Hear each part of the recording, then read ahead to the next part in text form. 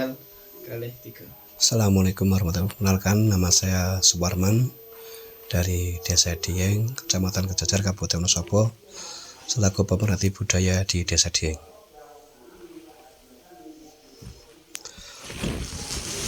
Bagaimana kondisi dan sejarah tradisi serta kebudayaan di Desa Dieng Wetan? Kondisi saat ini masih lestari di tradisi dan budaya yang ada di Dieng.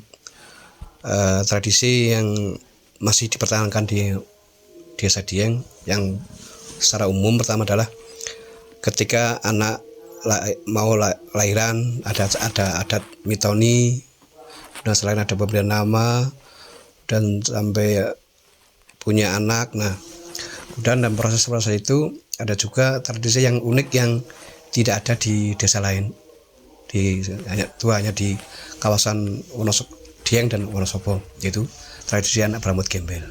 Itu yang menjadi ciri khas tersendiri dan saat ini di Dieng masih dilestarikan. Kemudian budaya-budaya lain, sini ada budaya tak benda dan budaya benda. Kemudian ada budaya kesenian yang masih berkembang di sini, ada kesenian angkuk, ada tarian kuda kepang dan lengger, itu yang saat ini masih eksis di Desa Dieng.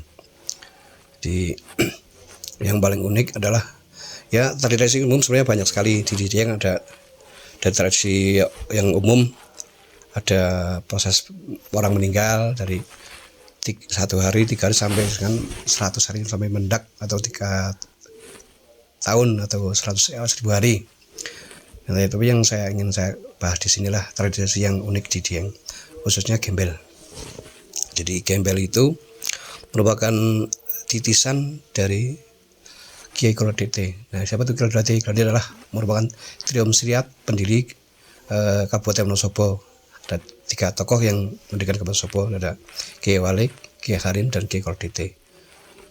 Kalau Kiai Walik dia di ahli tata pemerintahan, beliaunya makamnya di Masjid Al Mansur. Kemudian Kiai Harim dia ahli tentang agama, mungkin di kawasan Kalbober. Kemudian Kiai Kolodete dia berada di kawasan Gunung Sundoro Sumbling plus Dieng. Dia berada di daerah pergunungan, mungkin secara ilmu sekarang di dunia pertanian, dia ahli pertanian dan menetapnya di daerah sini. Dan beliau punya ciri khas dan punya orangnya gembel itulah. Terus beliau menitipkan ke anak cucu generasi yang kawasan Dieng. Ini akan saya titipkan gembel saya ini kepada anak cucu saya.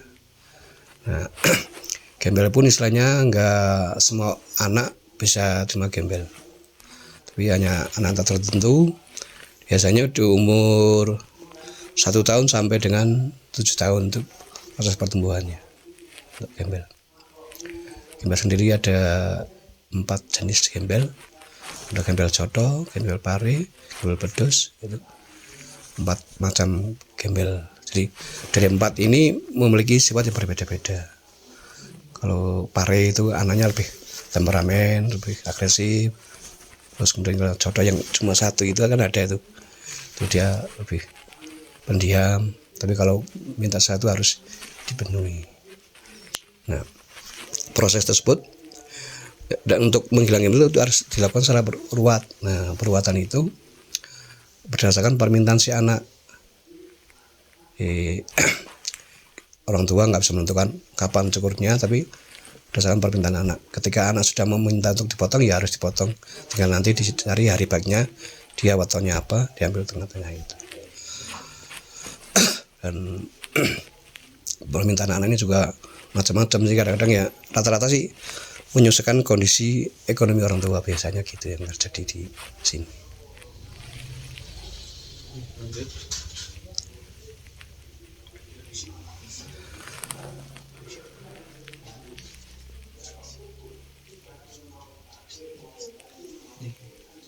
Untuk itu yang berupa benda atau material Di Dieng merupakan daerah cagar budaya. Jadi dulu Dieng itu banyak sekali candi, sekitar ada 400-an candi. Tapi karena terjadi peralahan besar, banyak, salah satunya adalah gempa, sehingga tinggal 8. Di sini dulu di Dieng Wetannya itu ada Candi Margasari, itu berada di kompleks ini.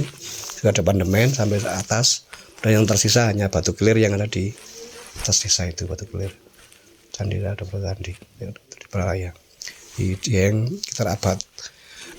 Dieng mengalami beberapa tahapan Pralaya. Pralaya pertama adalah meletusnya gunung besar Dieng. Dulu Dieng hanya satu gunung, kemudian meletus menjadi gunung-gunung kecil, menjadi 9 gunung. Ada Gunung Pangonan, Gunung Pakuwaja, Gunung Bisma, Gunung Pangamunamun, Gunung Sipandu, itu menjadi 9 gunung kecil. Nah, setelah itu setelah Pralaya besar itu Dieng ditinggalkan oleh manusia di hijrah, dan baru abad ke 1 2 baru dimasuki oleh manusia lagi dengan pendidikannya. Ada candi-candi yang ada di kawasan Dieng masuk di sini. Untuk itu yang situs Tok Bimaluka, apakah ada cerita? Jadi itu Raden Bima, dia punya cita-cita siapapun yang akan mandi atau situ itu akan diberikan kekuatan. Dewi Sri yang mandi di situ dan diberi menjadi awet muda. Dan mata airnya sebenarnya jauh di atas Gunung Perahu, di daerah Gunung Perahu itu namanya Kayu Lawang. Matanya itu di mereka itu cuma pancurannya untuk mandi.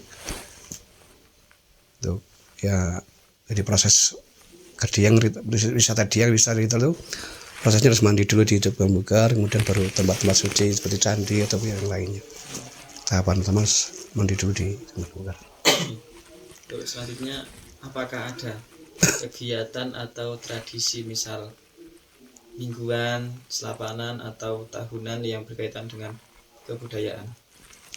Nah, tradisi yang jelas kalau yang mingguan itu ada tradisi tahlil, itu yang umum tahlil. Dan bulanan kayaknya paling cuma tradisi yang di tahunan itu biasa di bulan Sura itu ada acara baritan ada baritan.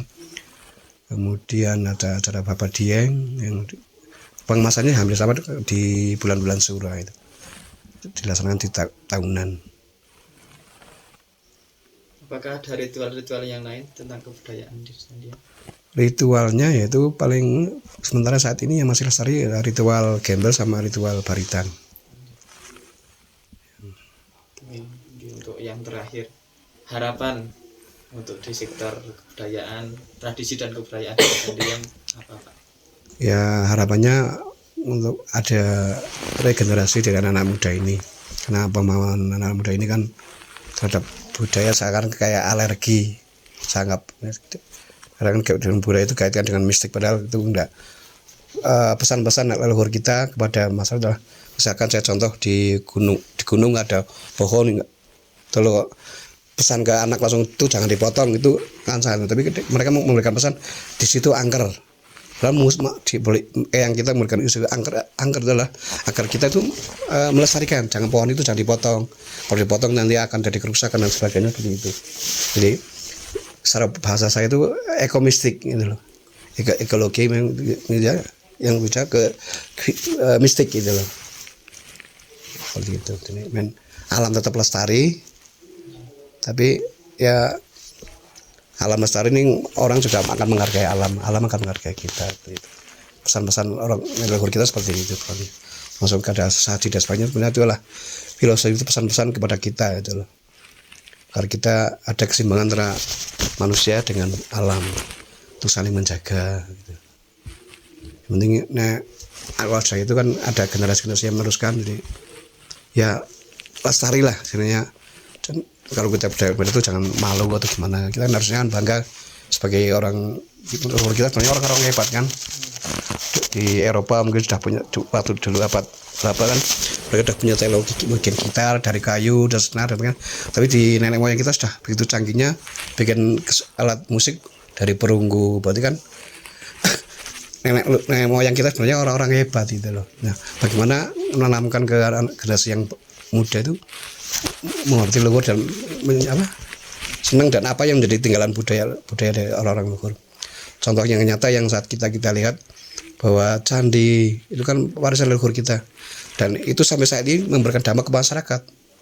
Bisa kita kaitkan dengan mendapatkan pariwisata.